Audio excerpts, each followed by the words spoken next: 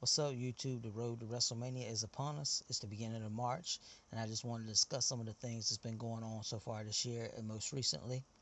First up, let's talk about the Hall of Fame for 2019. First, we get DX, and honestly, I think this is a safe way to go to get China in. And while some don't even think China deserved to be in, this could be worse. More on that later. I think China did help elevate the women's division to where it has become in some aspects. I think we should honestly find more of an issue with X-Pac being in. Or how about on Monday Night Raw when we got Tori Wilson? Really though, Tori Wilson? I have no problem with Tori, but what has she done to make her Hall of Fame worthy? As I'm sitting here watching the video package, I see she was on magazine covers. Well, that's wonderful. What else? We also get the greatest Intercontinental Champion of all time, the Honky Tonk Man. I'm okay with that. The Honky Tonk Man, while not the greatest superstar for the Hall of Fame, his career had its moments. When I think of inductees, I think about what their overall career moments were, along with my personal moments. With Honky Tonk Man, I think of WrestleMania 6 and SummerSlam 88. I honestly have no favorite Tory moments. No spoilers, but the same can be said about the other rumored Hall of Fame inductee yet to be named.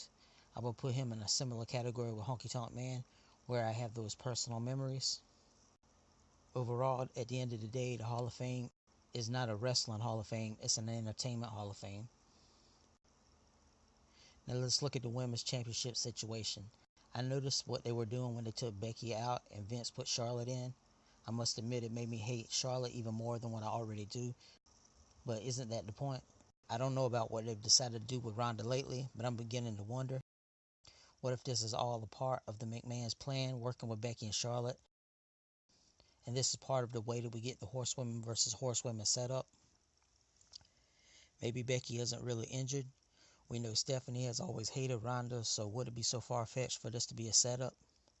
I also noticed Sasha and Bayley saying they wanted to call out a certain team on NXT. Maybe they were referring to the other two horsewomen, Yasmin Duke and Marina Shafir. Later we wind up with McMahon at it again, replacing Kofi with Kevin Owens. This, I have to admit, bothered me, but then I know it's only going to lead to better things for Kofi.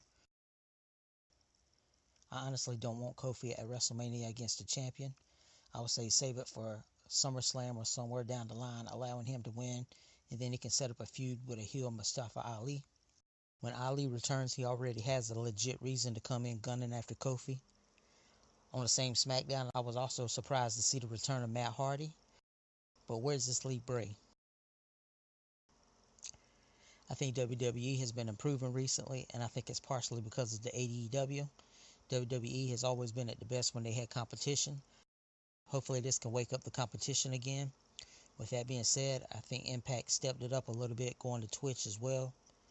There's also been rumors of Eva Marie returning. Where exactly would Eva Marie fit in? And would WWE use her as their answer to Impact's Scarlett Bordeaux? While I'm not looking at AEW to be the greatest thing in the world, I'm looking forward to an alternative, especially since I believe Lucha Underground is over with so many of the stars going to Impact and other promotions.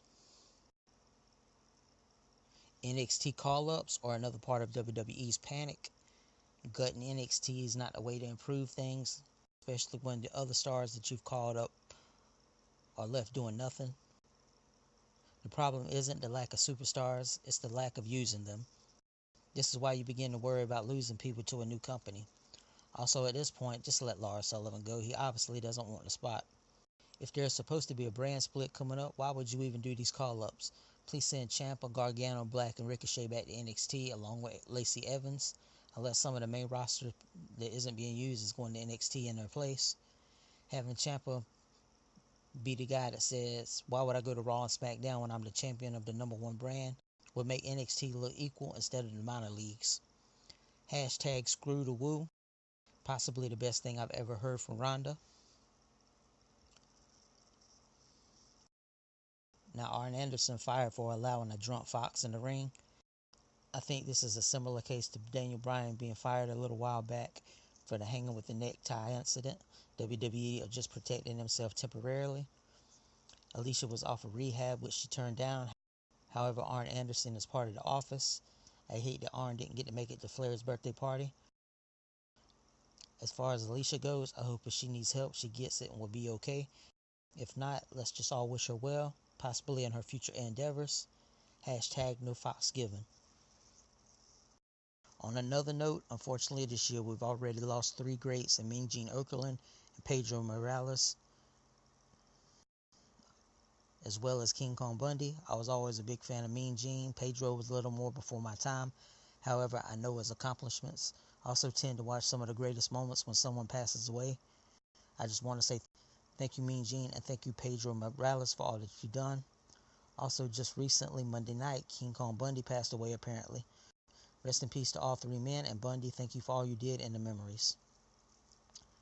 With that, guys, who's ready for Fastlane? I post predictions in a separate video, but this Sunday, who's ready? Guys, let's make this a usual thing. Post comments, thoughts, and opinions, and let's make this a discussion. Maybe in a few months, there can be a part 2.